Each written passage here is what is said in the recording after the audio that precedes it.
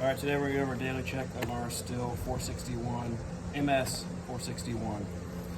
We do have three main components. We have our motor head, our bar, and our chain.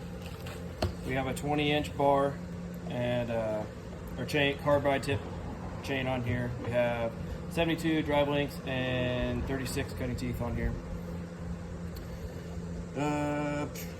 So we're going to go ahead and go through changing the blade. We're going to take our chain brake off.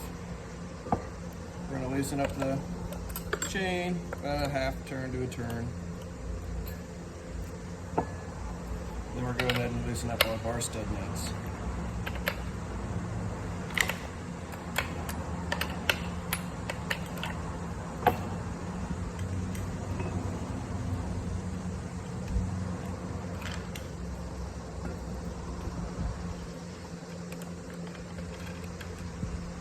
Take our sprocket cover off here.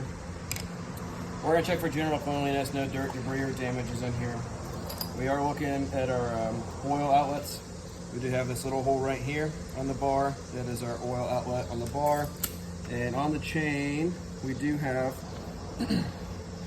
right here, we have our little, this is where the oil comes out. We do have an adjustment on the bottom here that we can turn it up or turn it down. We do leave them wide open, that way we are getting full lubrication of the chain. All right, we're going to inspect our chain.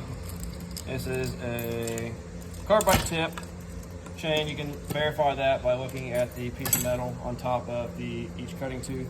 You can tell there's an additional piece of metal. Looks like that is welded on there. If it's not carbide, it's all one full piece. It does have a green link on here, so you can find it's a little kickback. Yellow is a more aggressive kickback. This is a little kickback. Inspecting, making sure we don't have 3 continuous teeth broken or a total of 5 across the entire blade. We also want to make sure that all of our rakers and teeth are going the same direction. The division does buy these in spools and sometimes can have half of a chain going one direction, the other half going the other way. Everything seems to be in working order. Next, we're going to go to our bar. Our bar, we do make sure there's no mushrooming, no dirt, damage, debris on here. We're going to take a flathead screwdriver, run down here, make sure there's nothing, no dirt or anything caught up in here. It looks in working order. Make sure there's no mushrooming. Check for any mushrooming. If your fingernail catches on any of this, we want to take a bastard file. We'll go from the inside out as we're going. Everything's in good working order here. We're going to put the chain back on, making sure the rakers are going away from you, or as some people like to say, the shark is diving down whenever it's running.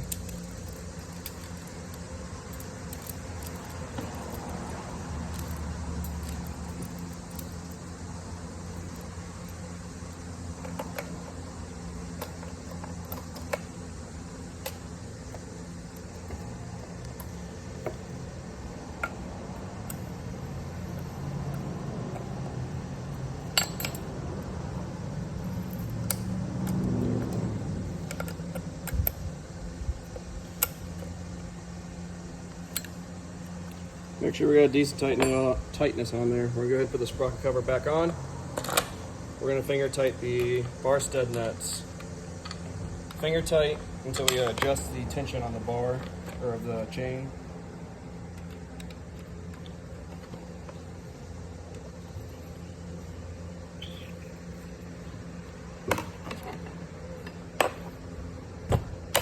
So from here we're going to run the chain. We're going to chain a couple turns. Let's check our tension.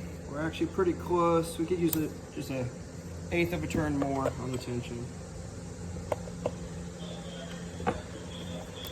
And we're checking by grabbing the chain, lifting it up with the weight of the saw once it's lifting up. We want to make sure these chains are just barely showing above the bar. We got good tension right there. From here, we're going to go ahead and tighten down the bar stud nuts the rest of the way.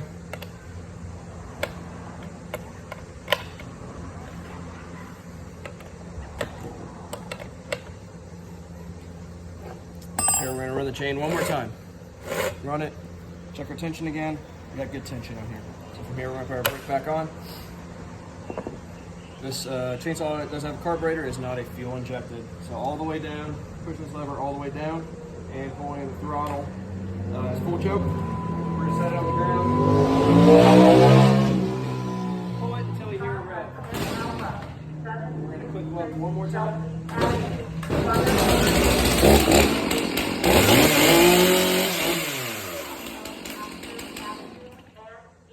Normally we're going to go through, warm that up at least for 5 minutes till I get the temperature for our morning checks. 20, ladder 23, respond on 10 alpha, timeout 1834. From here we're going to check the fuel and bar oil. Checking to make sure we run 50 to 1.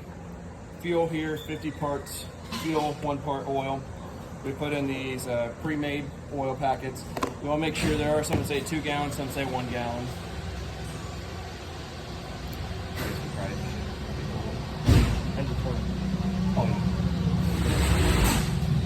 On here it does say it makes 1 gallon of fuel, but also we have 2.6 fluid ounces per 1 gallon of oil.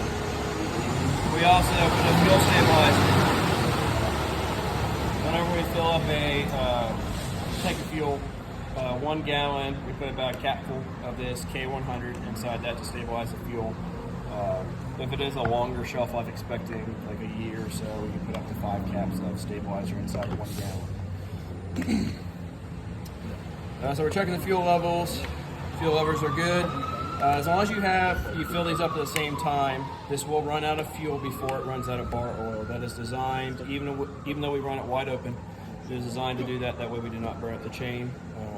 So whenever you fill up fuel, make sure we do fill up the bar oil. At this point, everything's in good working order. Everything's clean, clear of debris. We're ready to put the sheath back on, put it back in service.